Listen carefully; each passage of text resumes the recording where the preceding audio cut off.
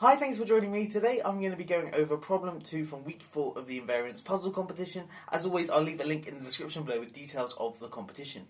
Anyway, this is the problem I'm going to be tackling in this video. We start off at the origin on the XY plane, and each second we can move one unit with angle, we move one unit with angle 0 degrees, 120 degrees, or 240 degrees. Okay, so we start off, and after 1 second we can either move one unit in this direction, or one unit in 120 degrees direction, which is something like that, and then one unit in 240 degrees direction, like that. So we can choose one of those. Okay, we do this every single second, so we might move here, then we might move here, and so on. We want to know how many different points can we reach in 60 seconds. Okay, so there are loads of different things, loads of different paths you can take, so that at 60 seconds you're at a different point, and we want to know what are the number of different points that you can end up at. Okay, so if you want to have a go at this problem, pause the video now and give it a go for yourself, and I'm going to jump straight into a solution.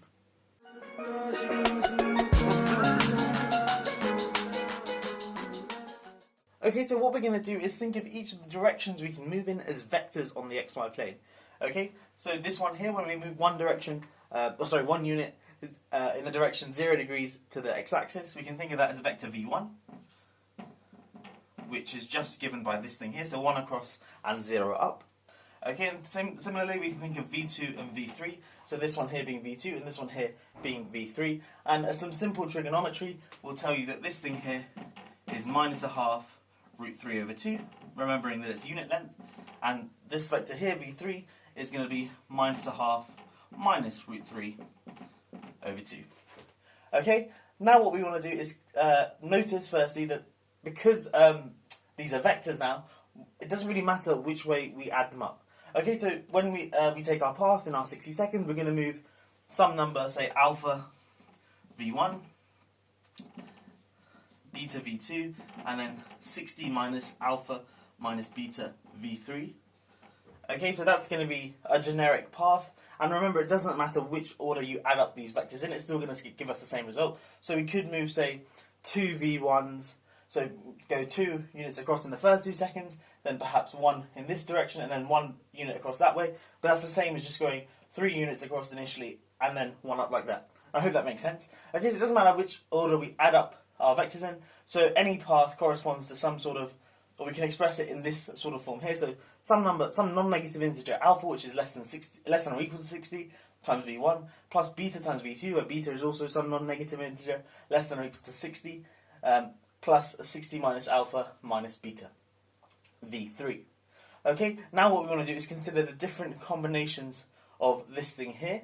And firstly, we're going to make a key observation that v1 plus v2 plus v3 is the 0 vector. Let's just verify that. So that's 1, 0, plus minus a half root 3 over 2, plus minus a half minus root 3 over 2. Okay, so just adding these up component-wise, 1 minus a half is 0, and then denominator 0 plus root 3 over 2 minus root 3 over 2 is 0. Okay, so that means we can essentially get rid of one of these terms here, and I'll explain why on the next board. Okay, so we've shown that v1 plus v2 plus v3 equals 0.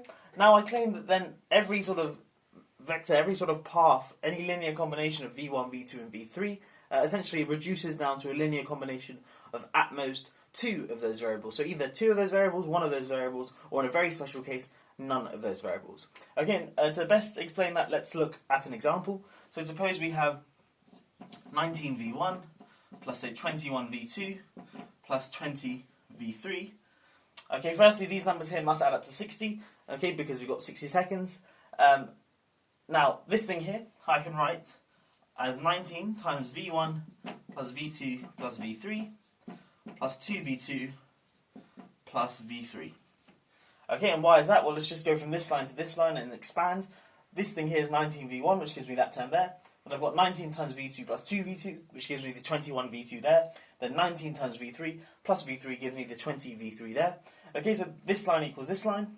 And then this thing here, v1 plus v2 plus v3, we know is 0. So this is 19 times 0 plus 2v2 plus v3. But of course 19 times 0 is just 0. So this is just 2v2 plus v3. Okay, so this thing here can be expressed as a linear combination of just 2 of these vectors, v2 and v3 in this case. So this is what I'm going to call a 2 combo. Okay, so, sorry.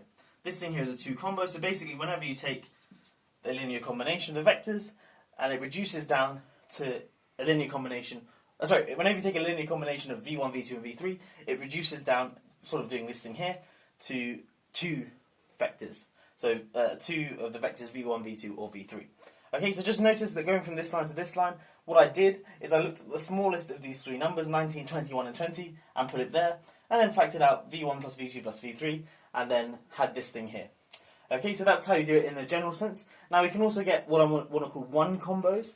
Okay, so for example, if we had, let's say, 10v1 plus 10v2 plus 40v3, again, the numbers here add up to 60, 10 plus 10 plus 40. Okay, then let's find the smallest number out of these. Well, it's 10. Factor that out, that's v1 plus v2 plus v3 plus 30v3. You can check for yourself that that line equals that line. And again, we get v1 plus v2 plus v3, which equals 0. So this thing here is equal to 30v3. Okay, so this is what I want to call a 1 combo. And now there's a very special case of the 0 combo, where we get, just if we have 20 times v1 plus 20 times v2 plus 20 times v3. Again, these numbers must add up to 60. And then, well, we can just factor out the 20. And that's v1 plus v2 plus v3, and that of course is just 0. Okay, so this is what I want to call a 0 combo, but there's only one 0 combo, and that's this special case here. Now what I want to claim is that any two paths that end up in the same place must be the same linear combination of v1, v2, and v3, and then all I have to do is count the number of 2 combos, 3 combos, 2 combos, 1 combos, and 0 combos, and add them up, and then I'll be done. Okay, so I claim if we have, say, a times v1 plus b times v2 plus c times v3 equals d times v1 plus e times v2 plus f times v3, where a plus b plus c equals 60, and d plus e plus f also equals 60, then a equals d, b equals e, and c equals f. Okay, and to prove it, it's not too difficult. Firstly, let's bring everything onto one side. So we get a minus d times v1 plus b minus e times v2 plus c minus f times v3 equals 0. Okay, now let's just call this thing here alpha, this thing here beta, and this thing here gamma. Okay, so we've got alpha times v1 plus beta times v2 plus gamma times v3 equals 0. Then I claim that alpha must equal beta, which must equal gamma.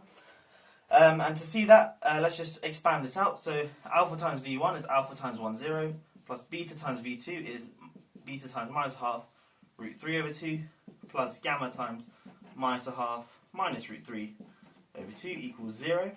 Okay, so let me just rub the top part of this claim off, and we'll carry on.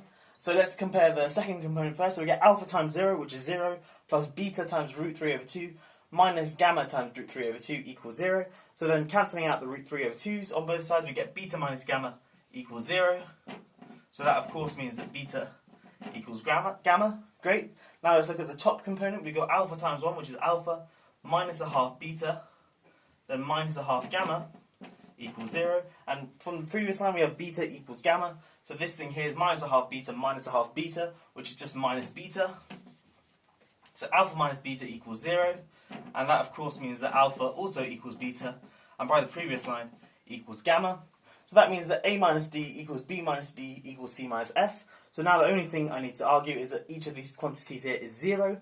And that follows from a plus b plus c. So if you do alpha plus beta plus gamma, which of course we know is just 3 alpha, because alpha equals beta equals gamma. Remember, alpha was a minus d plus b minus c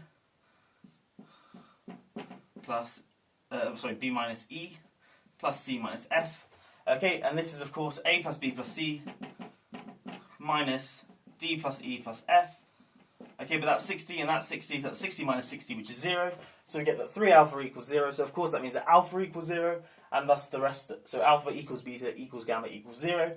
So then that means that a equals d, b equals e, and C equals F.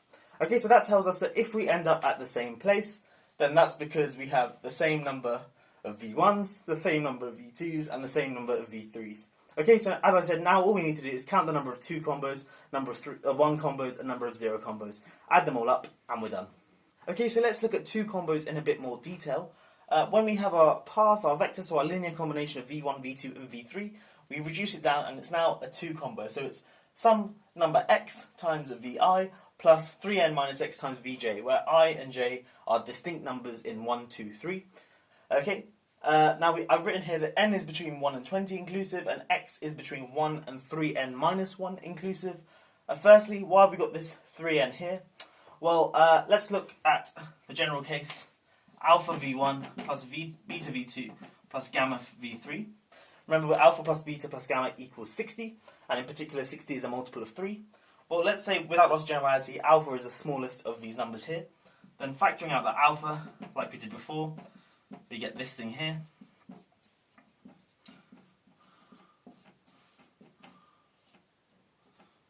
Okay. Now, if we look at the number of vectors in this line here, well, it's alpha plus beta plus gamma, which is 60. And if we look at the number of vectors in this line here, of course, going from that line to that line, I've just essentially rearranged the terms. But then we're getting rid of this thing here. So we're getting rid of a bunch of V1s, V2s, and V3s. Well, precisely 3 alpha of them. Alpha V1s, alpha V2s, and alpha V3s. So 3 alpha of them. So then we've got the number of vectors here then must be 60 minus 3 alpha. But in particular, it's a multiple of 3. Okay, and that's where this 3n term here comes from. Because the number of... So if we have some number of VIs, then they must add up, these two numbers here must add up to a multiple of 3. And hence we've got x. And this thing here is already determined as 3n minus x, where n is some integer between 1 and 20. Of course, n can't be bigger than 20 because then we'd have something bigger than 60, but we're only considering up to 60 seconds. Okay, and then x must be between 1 and 3n minus 1. Well, why is that the case? Well, because if x equals 3n, for example, then we get a 0 here. So that's just plus 0 Vj. But then this corresponds to a 1 combo. And similarly, on this end here, if x equals 0, then this term here vanishes. And this also corresponds to a 1 combo. And we'll deal with those in just a second. Okay, so these are the 2 combos. And we just need to essentially work out the number of different ways we can get an x and a n minus 1. So the number of 2 combos is going to be the sum from n equals 1 to 20 of 3n minus 1 times 3. Okay, why is it this? Well, firstly, the 3 here is to account for the different tuples of I and j. So, of course, we could have 1, 2, we could have 2, 3, and we could also have 1, 3. The order doesn't matter because the different orders are taken into account for by x going up to 3n minus 1 as opposed to 3n minus 1 over 2. Okay, so that's where that 3 here there comes from, and this 3n minus 1 is, well, because x can take any value between 1 all the way up to 3n minus 1. Okay, so given an n between 1 and 20, so obviously n can take any value between 1 and 20, we then can do 3n minus 1 different values of x, but then also we multiply 3 by the 3 we multiply 3 by the 3 to consider the different sort of tuples. Okay, I'm just going to write down the number of 1 combos and the number of 0 combos as well. But you can verify those for yourself. So the number of 1 combos is simply the sum from n equals 1 to 20 of 3. Okay, using a similar argument, you can get this thing here. In fact, this is easier. And remember from before, the number of 0 combos is just 1. Okay, so now all we need to do is add these up, and we'll be done. Okay, so we're at the last stage, and this isn't too difficult. We just need to add up these 3 things here. Firstly, what I'm going to do is put the 1 at the front, and then bring these 2 summations together, which is fine because they've got the same limits. Okay, so we get, if I expand this out first, I get 9n minus 3. And then bringing this summation into this one, I get the plus 3 here. And of course, the 3 and the 3 cancel quite nicely. So this is just a sum from n equals 1 to 20 of 9n, and then of course the plus 1 at the front. I can factor out the 9, so this is just 1 plus 9 times the sum from n equals 1 to 20 of n. Okay, and then just using our formula, this is 20 times 21 over 2. So this is 1 plus 9 times 20 times 21 over 2. 20 divided by 2 is 10. And then 10 times 21 is 210. 210 times 9 is 1800 plus 90. So 1890. And then add 1 gives us 1891. And that is our final solution. Whew, it's a bit of a long one, but I hope you have enjoyed it and followed it. It's a little bit tricky just to count the number of different combinations, but hopefully my explanation has made sense. Anyway, if you are new here, I hope you've enjoyed this video, and please do consider subscribing if you haven't already, and checking out some of my other fun maths videos as well. But that's all for today. I'll catch you in the next one. Have a great day.